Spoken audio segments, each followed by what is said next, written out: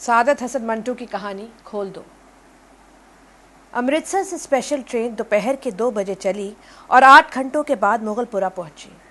راستے میں کئی آدمی مارے گئے، متعدد زخمی ہوئے اور کچھ ادھر ادھر پھٹک گئے۔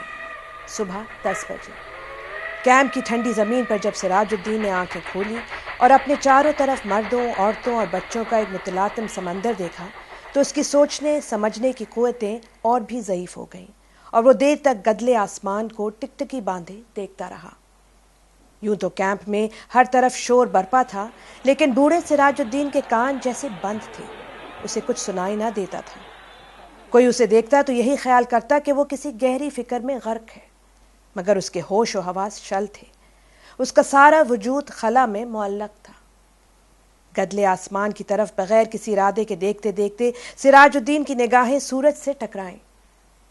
تیز روشنی اس کے وجود کے سارے ریشوں میں اتر گئیں اور وہ جاگ اٹھا۔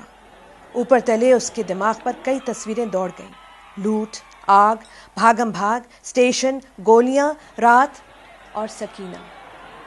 سراج الدین ایک دم کھڑا ہو گیا اور پاگلوں کی طرح اس نے اپنے چاروں طرف پھیلے ہوئے انسانوں کے سمندر کو کھنگالنا شروع کیا۔ پورے 3 گھنٹے وہ سکینہ سکینہ پکارتا کیمپ کی خاک چھانتا رہا، مگر اسے اپنے جوان اکلوتی بیٹی کا کوئی پتہ نہیں چلا۔ چاروں طرف ایک دھاندلی مچی تھی، کوئی اپنا بچہ ڈھونڈ رہا تھا، کوئی ماں، کوئی بیوی اور کوئی بیٹی۔ سراج الدین تھک ہار کر ایک طرف بیٹھ گیا اور حافظے پر زور دے کر سوچنے لگا کہ سکینہ اسے کب اور کہاں جدا ہوئی۔ لیکن سوچتے سوچتے اس کا دماغ سکینہ کی ماں کی لاش پر جم جاتا، جس کی ساری انتڑیاں باہر نکلی ہوئی تھیں۔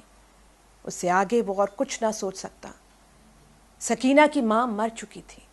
اس نے سراج الدین کی آنکھوں کے سامنے دم توڑا، لیکن سکینہ کہاں تھی جس کے متعلق اس کی ماں نے مرتے ہوئے کہا تھا، مجھے چھوڑو اور سکینہ کو لے کر جلدی یہاں سے بھاگ جاؤ۔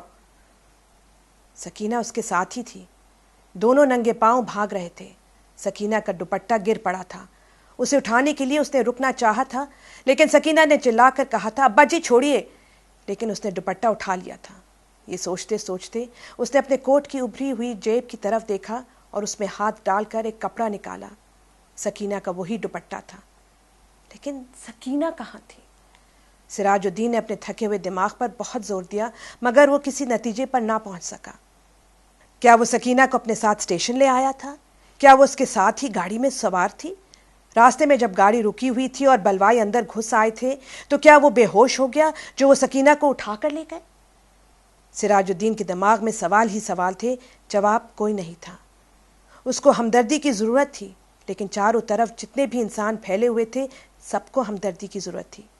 سراج الدین نے رونا چاہا، مگر آنکھوں نے اس کی مدد نہ کی۔ آنسو نہ جانے کہاں غائب ہو گئے تھے۔ 6 روز کے بعد ہوش و حواس کسی طرح درست ہوئے تھے۔ سراج الدین ان لوگوں سے ملا جو اس کی مدد کرنے کو تیار تھے۔ 8 نوجوان تھے جن کے پاس لوری تھی، بندوقیں تھیں۔ سراج الدین نے ان کو لاکھ لاکھ دعائیں دیں اور سکینہ کا حلیہ بتایا۔ گورا رنگ ہے، بہت ہی خوبصورت، مجھ پر نہیں تھی، اپنے ماں پر تھی۔ 17 کے قریب تھی، آنکھیں بڑی بڑی، بال سیاہ، داہنے گال پر موٹا سا تل۔ میری اکلوتی لڑکی ہے، ڈھونڈ لاؤ، خدا تمہارا بھلا کرے گا۔ رضاکار نوجوان نے بڑے جذبے کے ساتھ بوڑھے سراج الدین کو یقین دلایا کہ اگر اس کی بیٹی زندہ ہوئی تو چند ہی دنوں میں اس کے پاس ہوگی۔ 8 نوجوانوں نے کوشش کی، جان ہتھیلی پر رکھ کر وہ امرتسر گئے۔ کئی عورتوں، کئی مردوں اور کئی بچوں کو نکال کر انہوں نے محفوظ مقاموں پر پہنچایا۔ 10 روز گزر گئے مگر انہیں سکینہ کہیں نہیں ملی۔ ایک روز وہ اسی خدمت کے لیے لوری پر امرتسر جا رہے تھے کہ چہٹے کے پاس سڑک پر انہیں ایک لڑکی دکھائی دی۔ لوری کی آواز سن کر وہ بتکی اور بھاگنا شروع کر دیا۔ رضاکاروں نے موٹر روکی اور سب کے سب اس کے پیچھے بھاگے۔ ایک کھیت میں انہوں نے لڑکی کو پکڑ کر دیکھا تو بہت ہی خوبصورت تھی، داہنے گال پر موٹا تل تھا۔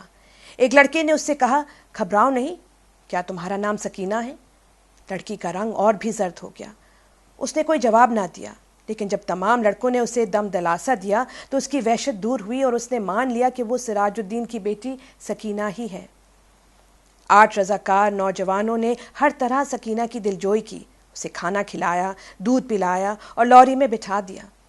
ایک نے اپنا کوٹ اتار کر اسے دے دیا کیونکہ دوپٹہ نہ ہونے کے باعث وہ الجھن محسوس کر رہی تھی اور بار بار باہوں سے اپنے سینے کو ڈھانپنے کی ناکام کوشش میں مصروف تھی۔ کئی دن گزر گئے۔ سراج الدین کو سکینہ کی کوئی خبر نہ ملی۔ وہ دن بھر مختلف کیمپوں اور دفتروں کے چکر کاٹتا رہا لیکن کہیں بھی اس کی بیٹی کا پتہ نہ چلا۔ رات کو وہ بہت دیر تک ان نوجوانوں رضاکاروں کی کامیابی کے لیے دعائیں مانگتا رہا جنہوں نے اس کو یقین دلایا تھا کہ اگر سکینہ زندہ ہوئی تو چند دنوں میں وہ اسے ڈھونڈ نکالیں گے۔ ایک دن سراج الدین نے کیمپ میں ان رضاکار نوجوانوں کو دیکھا، لوری میں بیٹھے تھے۔ سراج الدین بھاگا بھاگا ان کے پاس گیا۔ لوری چلنے ہی والی تھی کہ اس نے پوچھا، بیٹا میری سکینہ کا پتہ چلا؟ سب نے ایک زبان ہو کر کہا، چل جائے گا، اور لاری چلا دی۔ سراج الدین نے ایک بار پھر ان نوجوانوں کی کامیابی کی دعا مانگی اور اس کا جی کس قدر ہلکا ہو گیا۔ شام کے قریب جہاں کیمپ میں سراج الدین بیٹھا تھا اس کے پاس ہی کچھ گڑبڑ ہوئی۔ 4 آدمی کچھ اٹھا کر لا رہے تھے۔ اس نے دریافت کیا تو معلوم ہوا کہ ایک لڑکی ریلوے لائن کے پاس بے ہوش پڑی تھی۔ لوگ اسے اٹھا کر لائے ہیں۔ سراج الدین ان کے پیچھے پیچھے ہو لیا۔ لوگوں نے لڑکی کو ہسپتال والوں کے سپرد کر دیا اور چلے گئے۔ کچھ دیر وہ ایسے ہی ہسپتال کے باہر گرے ہوئے لکڑی کے کھمبے کے ساتھ لگ کر کھڑا رہا، پھر آہستہ آہستہ اندر چلا گیا۔ کمرے میں کوئی بھی نہیں تھا۔ ایک اسٹریچر تھا جس پر ایک لاش پڑی تھی۔ سراج الدین چھوٹے چھوٹے قدم اٹھاتا ہوا اس کی طرف بڑھا۔ کمرے میں دفعتاً روشنی ہوئی۔ سراج الدین نے لاش کے زرد چہرے پر چمکتا ہوا تل دیکھا اور چلایا، سکینہ! ڈاکٹر نے جس نے کمرے میں روشنی کی تھی سراج الدین سے پوچھا، کیا ہے؟ سراج الدین کے حلق سے صرف اتنا نکل سکا، جی میں اس کا باپ ہوں۔ ڈاکٹر نے اسٹریچر پر پڑی ہوئی لاش کی طرف دیکھا اور اس کی نبض ٹٹولی اور سراج الدین سے کہا، کھڑکی کھول دو۔ سکینہ کے مردہ جسم میں جنبش ہوئی۔ بے جان ہاتھوں سے اس نے ازار بند کھولا اور شلوار نیچے سرکا دی۔ بوڑھا سراج الدین خاموشی سے چلایا، زندہ ہے، میری بیٹی زندہ ہے۔